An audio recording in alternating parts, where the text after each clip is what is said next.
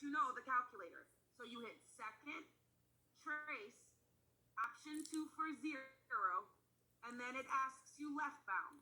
Pick which root you're going to do. We're going to do this root first. We're going to do this root first. So to the left of this point is somewhere over here. So I'm going to move my cursor to the left. And then I hit enter. Now I see the blue line. It's asking me now right bound. I'm going to move my cursor slightly to the right of the point and hit enter. When I hit enter, I see the two blue lines and my root is in between. Everyone understand? And then I hit enter again. And oh, isn't that the point -1, that we said was our root? We solved it by factoring. Now I'm solving it on the calculator. Well, I have another root. And that root is right here. So now let me use the graphing calculator to find that root. I know that root is going to be 3, 0. So I hit second, trace, option 2, and then it's asking me left bound. So I'm going to move my cursor. Now be careful. To the left of the point, let me annotate again. Remember, to the left of this point is somewhere over here. So my cursor needs to be somewhere over here, left bound, enter. Now it's asking me for right bound. Well, to the right of my point, is somewhere over here. So now I move my cursor somewhere over there. And then I hit enter. Enter again. And oh, there it is, 3, 0. There's my 0. Everyone understand how to do this? Good. All right, so I'm going to stop sharing my screen. I'm going to go back to my broadcast.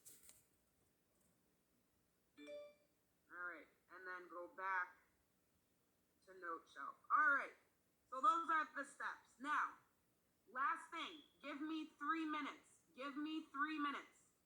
So what is a cubic function? You guys should already know this. So anyway, a cubic function is any polynomial, right, equation where the degree,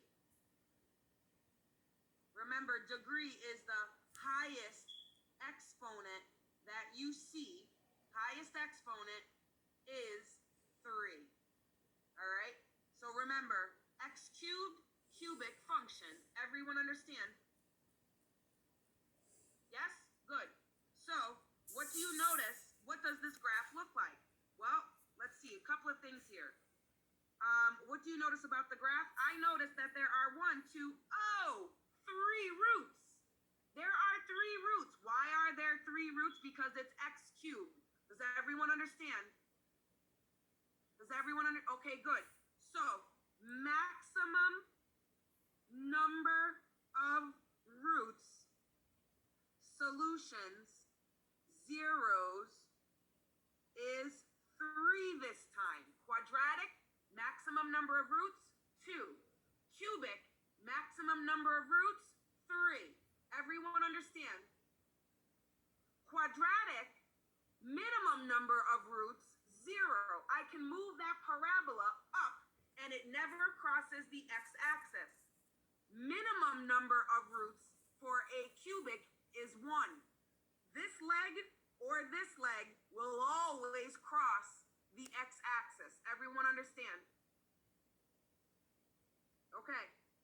So how is it similar? Well, it's similar. It's nonlinear. It's similar to a quadratic because it's nonlinear. I have curves, right? It's curvy. And it's not a straight line. Not straight. Non-straight line. All right? Differences from a quadratic. All right? Differences is maximum number of roots is 3. to, I should say, like quadratics.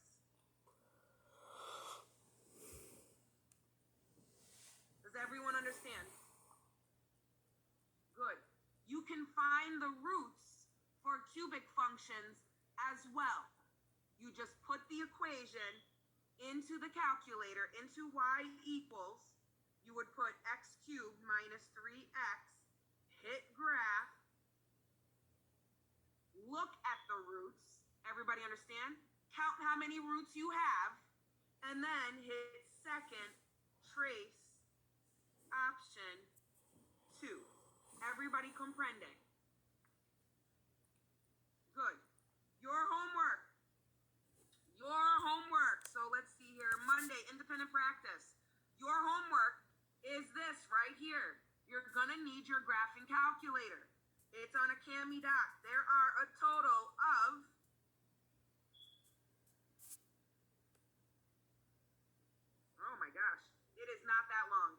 'This is not the right assignment. It's those types of questions, but it's much shorter. Everyone understand?